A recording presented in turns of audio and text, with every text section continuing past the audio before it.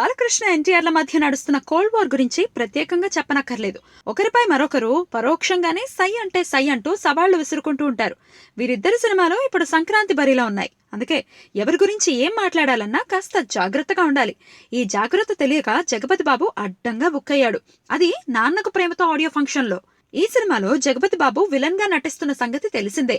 Audio function లో జగపతి బాబు మాట్లాడుతున్నప్పుడు NTR fans dialogue dialogue అంటూ అరిచి గోల చేశారు.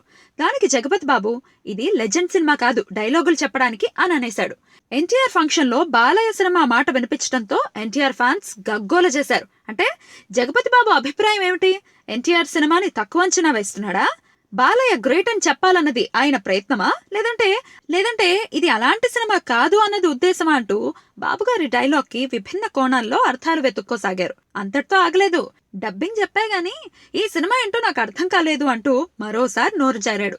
నా కోసమైతే ఈ సినిమా చూడొద్దు, ఎన్టీఆర్ కోసం చూడండి అంటూ ఏవేవో మాట్లాడాడు. దాంతో ఆడియో ఫంక్షన్ లో కాస్త గందరగోళం నెలకొంది. ఎన్టీఆర్ ఫ్యాన్స్ రియాక్షన్ జగపతి బాబుని టెన్షన్ లో పెట్టేసింది. అందుకే గబగబా తన స్పీచ్ ని ముగించేశాడు.